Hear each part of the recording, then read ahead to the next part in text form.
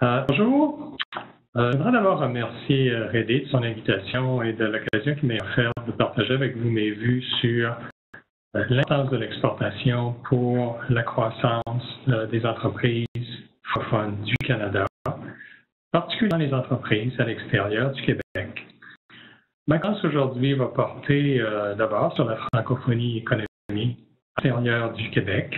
Par la suite, j'aimerais vous entretenir du cheminement du Canada, depuis le protectionnisme jusqu'au libre-échange, la genèse de l'accord économique et commercial global, l'AECG, le Canada et l'Union européenne.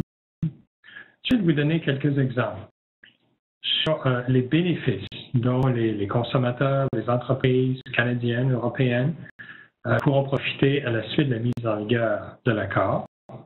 Évidemment, en toute modestie, j'aimerais offrir aux entreprises ou aux représentants gouvernementaux qui m'écoutent quelques conseils sur la façon dont on peut tirer profit des occasions d'affaires sur les marchés étrangers. À la conférence, j'ai essayé de déterminer qui était en fait la francophonie économique canadienne à l'extérieur du Québec. Dans les données de Statistique Canada, on parle d'environ 2,6 millions de personnes qui seraient en mesure de soutenir une conversation en français. Lorsque je fais une multiplication rapide, j'utilise les chiffres qui ont été identifiés par le Conference Board et par l'Université de Moncton pour identifier le produit intérieur brut par personne dans les zones francophones du Canada. On en arrive à un chiffre d'environ 100 milliards de dollars canadiens.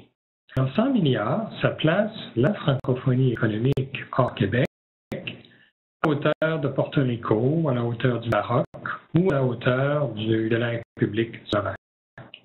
C'est quand même une taille économique importante. Ce qui est plus intéressant, c'est d'aller voir derrière les chiffres pour essayer d'identifier qui sont les acteurs économiques de francophonie économique canadienne. Encore, Statistique Canada parle d'une quarantaine, 40 000 entreprises qui sont sous la direction ou sous propriété de francophones.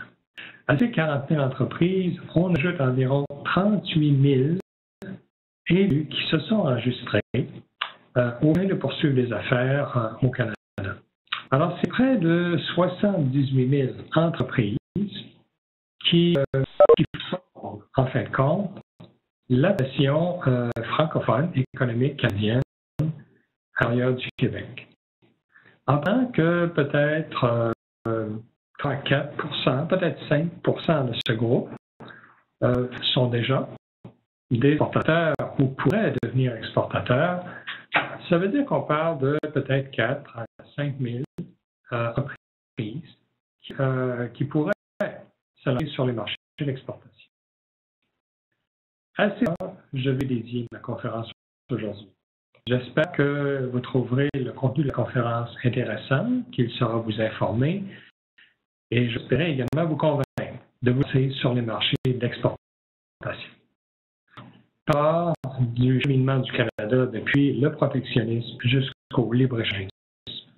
Pendant environ 120 ans, le Canada a été construit à l'aide d'une politique hautement protectionniste. La politique mise de l'avant par le premier ministre John A. Macdonald depuis la Confédération est très simple. D'abord, on recrute des immigrants pour créer une main-d'œuvre ici à l'intérieur du Canada. Ensuite, il y a des investisseurs étrangers qui ouvrent des usines, des centres de travail ici au Canada, de façon à créer de l'emploi, à fournir de l'emploi aux immigrants. Et puis, les deux groupes, on est autour du Canada une muraille tarifaire. Et qu'au début des années 80, cette nous avait très, très bien servi. Au début, le Canada était dans une position économique enviable.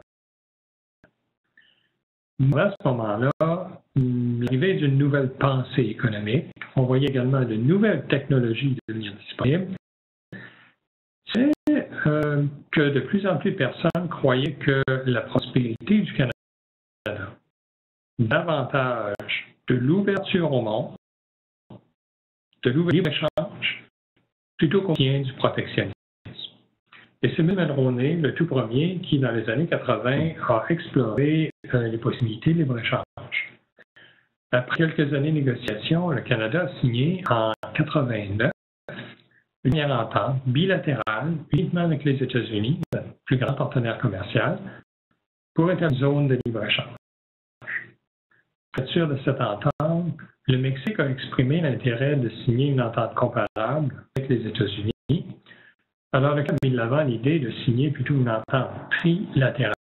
En 1994, c'est M. Chrétien signé l'ALENA, l'accord de libre-échange nord-américain, également connu sous son vocable anglais NAFTA, qui est une grande zone de libre-échange entre les États-Unis et le Canada. Ce qui veut dire que sur une période d'environ 10 ans, le Canada a fait volte-face. Un virage de 180 degrés depuis le protectionnisme vers le libre-échangisme. Cette expérience, succès rencontré avec le Mexique et les États-Unis, le Canada poursuivre dans la même ligne et ouvrir d'autres marchés pour ses exportateurs. Plus productif devrait normalement être déployé au sein de l'Organisation mondiale du commerce. Malheureusement, l'OMC est dans une impasse où les grands blocs commerciaux sont incapables de s'entendre. Alors, le Canada établit rapidement plusieurs ententes de libre-échange avec des pays de taille relativement modeste. Allusion ici aux ententes qui ont été signées avec Israël, avec la Colombie, le Honduras, le Panama, Jordanie. La seule entente peut-être qui soit un peu plus d'envergure, c'est l'entente avec la Corée du Sud. Mais ce n'est pas une entente très ambitieuse, ce n'est pas une entente qui réduit de façon aussi attirante les liens à les faire. Et vraiment, lorsqu'on compare avec l'AECG, avec l'Europe, on voit rapidement que l'entente avec la Corée n'est pas aussi ambitieuse. Alors, dans les années 2000, l'idée d'une entente de libre-échange avec l'Europe refait surface. Et je dis mes mots parce que ce n'est pas la première fois qu'on en parle, mais c'est vraiment la première fois où il est preneur. Pour la première fois, le Canada et l'Union européenne sont désireux d'aller de l'avant et on lance une négociation en mai 2009. Au départ, les enjeux pour le Canada sont très importants. Lui, un marché de plus d'un demi-milliard de consommateurs. En compte des États-Unis et du Mexique, c'est près de 75 millions de consommateurs de plus que les États-Unis et le Mexique réunis. En termes économiques, les États-Unis et le Mexique sont probablement des économies légèrement supérieures, pas de façon importante, mais légèrement supérieures à l'Union européenne. En termes d'importation, parfaitement même volume d'importation dans les deux zones.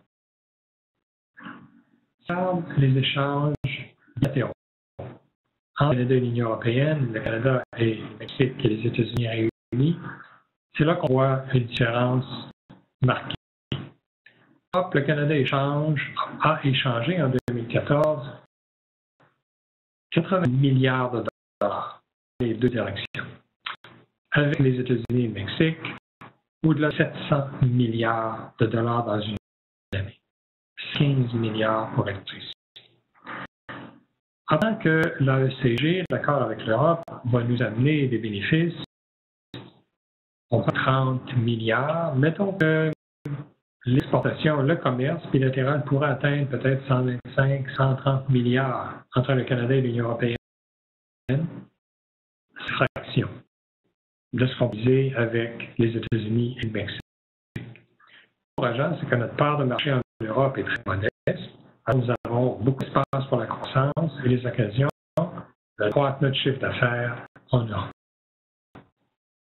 Au moment où les négociations sont lancées,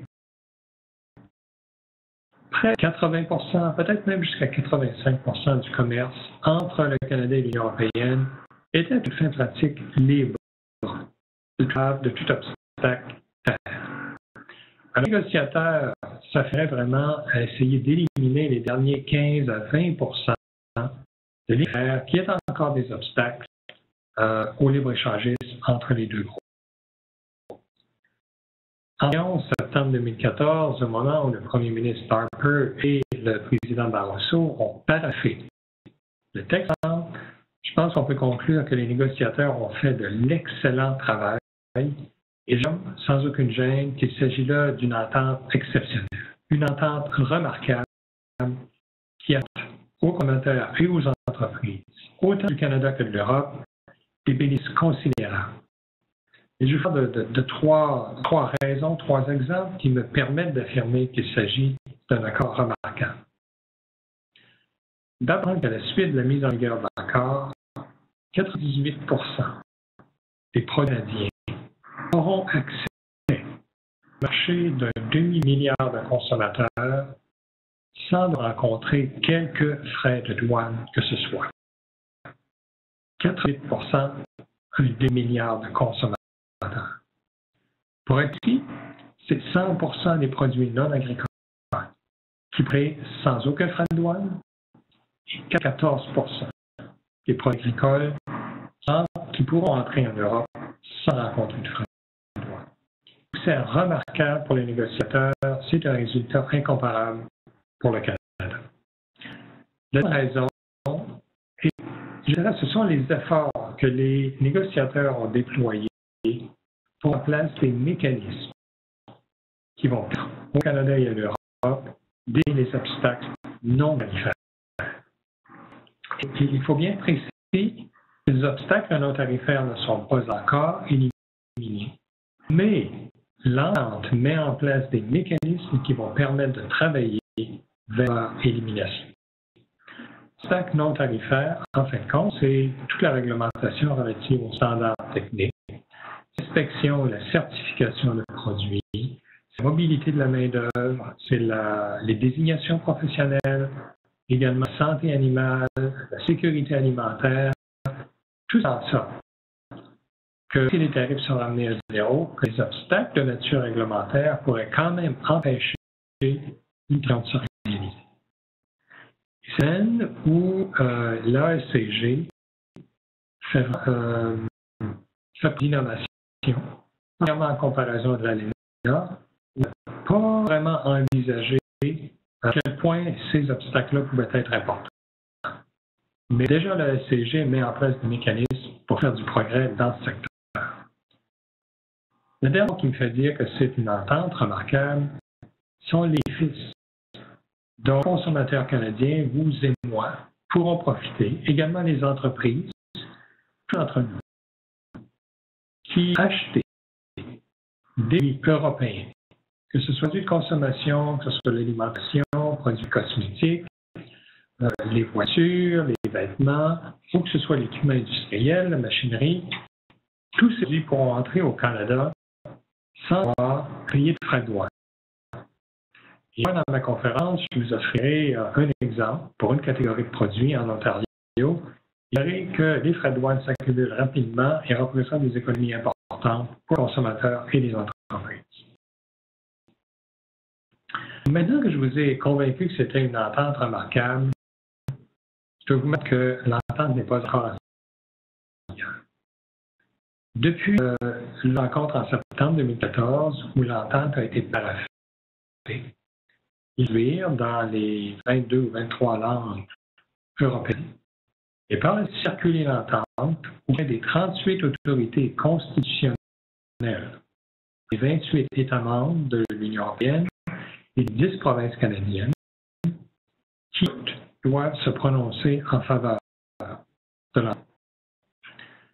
D'après ma boule de cristal, ça pourrait prendre peut-être de 12 à 18 mois.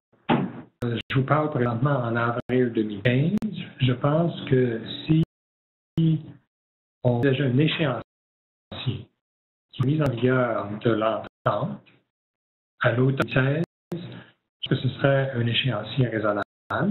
Pour ceux d'entre vous qui voudraient faire des efforts pour accroître leurs ventes sur le marché européen, pour mettre en place des programmes qui aident les entreprises à exporter vers l'Europe, je vous visiez l'automne pour la mise en place de l'entente, ce sera un échéancier raisonnable. Alors, maintenant que je vous ai donné les grands principes de l'entente, j'aimerais vous faire part de cet exemple qui vont nous permettre de mieux comprendre la note de l'entente et l'impact pour les entreprises. L'objectif visé par le Canada est de nous permettre d'être sur le marché européen une position concurrentielle qui est avantageuse.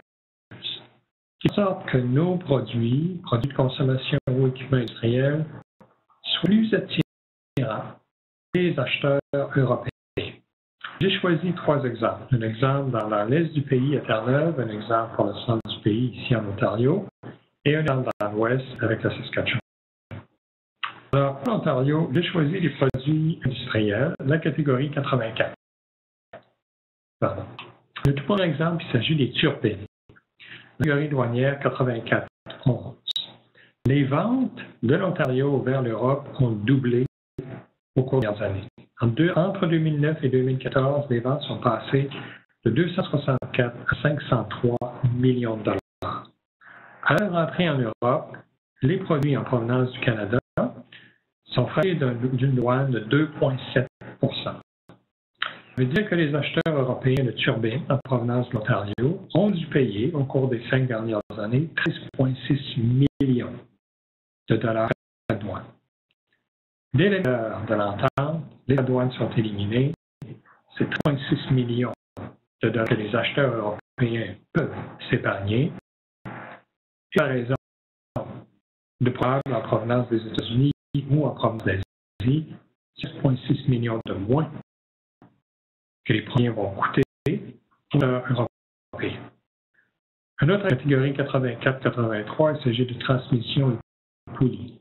Les émissions vers l'Europe ont été en moyenne au cours des dernières années de 122 millions. Les frais sont plus élevés, 4 %. Alors, c'est 4,9 millions que les acheteurs européens peuvent s'épargner et autant l'amélioration de la position concurrentielle des entreprises de l'Ontario. Catégorie, les roulements à billes, appareils de chauffage et appareils de séchage. Les expéditions combinées de 115 millions par année. Cette fois, les tarifs encore plus élevés, 8 %. Alors, 6 millions par année que les acheteurs européens peuvent s'épargner en choisissant des produits canadiens. Alors, on se rend compte que ça prend très peu de temps avant que les tarifs douaniers s'accumulent et que les conditions concurrentielles puissent s'améliorer ou se détériorer en l'absence d'un accord de libre-échange. Je vous donne un deuxième exemple. Cette fois-ci, il s'agit des crevettes en provenance de Terre-Neuve. De façon générale, les expéditions de Terre-Neuve vers l'Europe se sont accrues de façon importante au cours des dernières années. Terre-Neuve est passée du 7e au 3e rang, comme étant la province qui exporte le plus vers l'Europe. Il y a seulement l'Ontario et le Québec qui exportent plus que Terre-Neuve vers l'Europe. 2 catégories douanières, la crevette non transformée et transformée, représentent des expéditions considérables. Dans le cas de la crevette non transformée, on parle de 60 millions. Et frappé d'un droit de douane de 12 % à son entrée en Europe. Transformé, on parle de 40 millions d'expéditions par année. Le temps d'entrée est brutal. Il est de 20 %. Alors, là, on regarde les économies que les Européens peuvent réaliser après la mise en vigueur de l'entente de libre-échange. Dans le cas non transformé, ça représente des économies de 7,2 millions.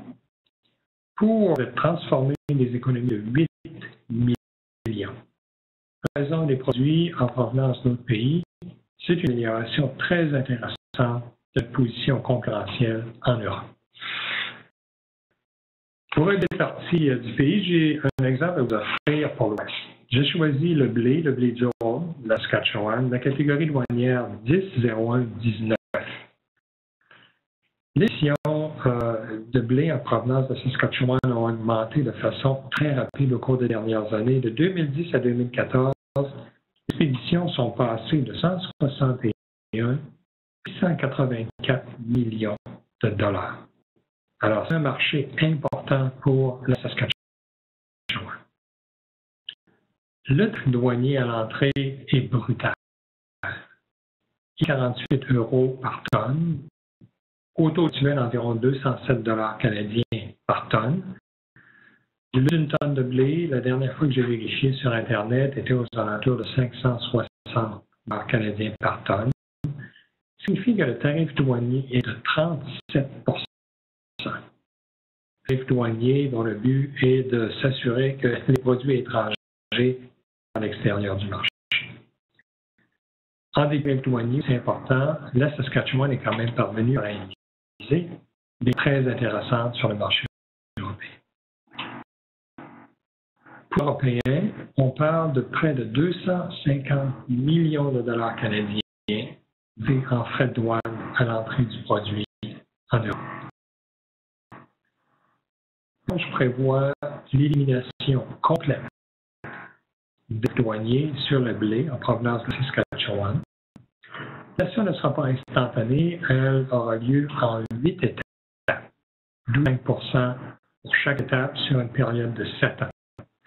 Après 7 ans, au début de la 8e année, le tarif douanier de 148 € par tonne a été complètement éliminé et les acheteurs européens pourront réaliser des économies de 250 millions en utilisant du blé de la Saskatchewan plutôt que d'un autre pays. Finalement, partager avec vous un exemple intéressant sur les bénéfices dont profiter les consommateurs canadiens.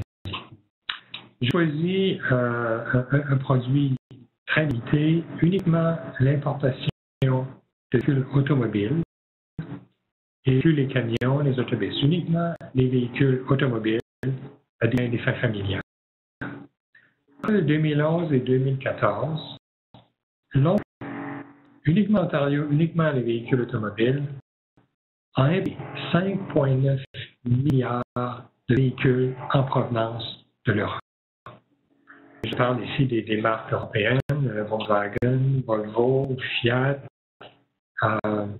Jaguar, Porsche, Audi, BMW, les marques européennes fabriquées en Europe. 5,9 milliards. Au Canada, elle est 6,1%, qui signifie 360 millions de payés en frais de douane par les consommateurs ontariens. J'ai importé un véhicule Volkswagen, j'ai acheté un véhicule Volkswagen en 2014, ce qui signifie que j'ai dû payer près de, peut-être même au-delà de 1 000 $ pour le prix de conduire une voiture fabriquée en Europe. Distribuer le million de dollars à travers la province, c'est 27 $ qu'on pourrait remettre à chaque Ontarien. Et ici, l'économie uniquement sur une catégorie douanière pendant une période de 4 ans.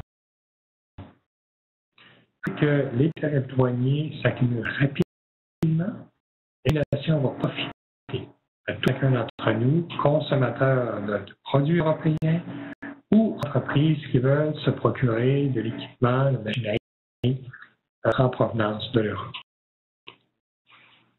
Je vais revenir à la toute dernière partie de ma présentation où je voudrais offrir aux prises, aux représentants gouvernementaux qui m'écoutent certains sur l'exportation et la possibilité de tirer profit des débouchés commerciaux, des occasions d'affaires que nous offrent les marchés étrangers.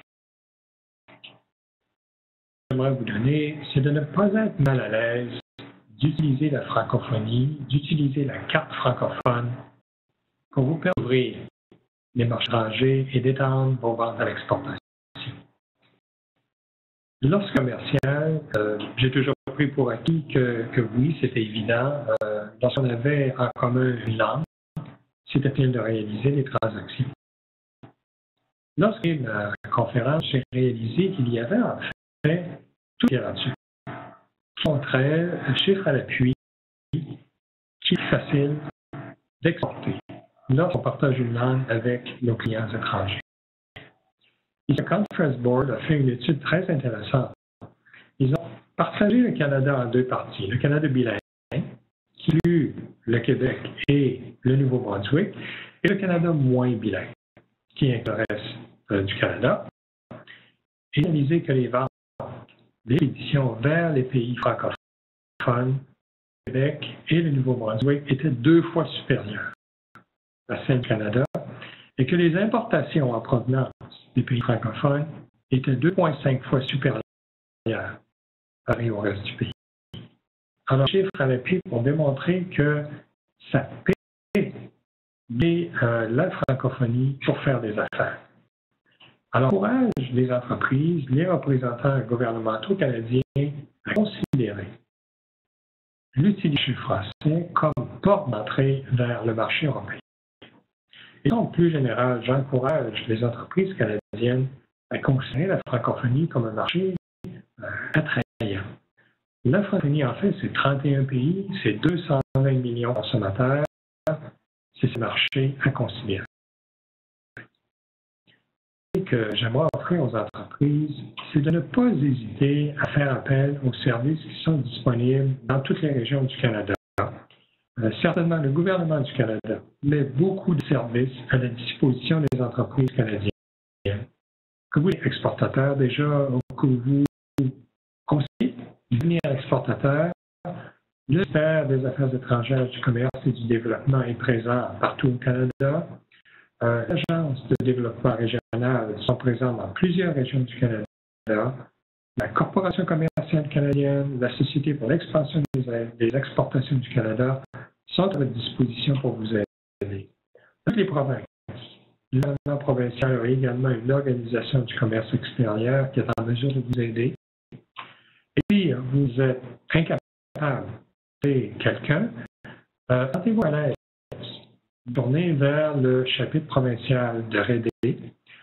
Les RD n'offrent pas eux-mêmes de services à l'exportation, mais sont en mesure de se mettre en mode réseautage et d'identifier des organisations ou des individus qui sont en mesure de vous aider. N'hésitez pas à faire appel à ces groupes conseils. Ils peuvent sauver énormément de temps, énormément d'argent dans vos efforts pour entrer sur les marchés étrangers. Alors, dans ma conférence, et remercie à nouveau RD Canada. Ceux qui nous écoutent, si jamais vous avez des questions, vous aimeriez entrer en contact avec moi, sentez-vous à l'aise d'acheminer vos questions à RD Canada, le Bureau national à Ottawa, qui fera suivre les questions à mon adresse courriel personnelle. Merci encore et bon succès à tous.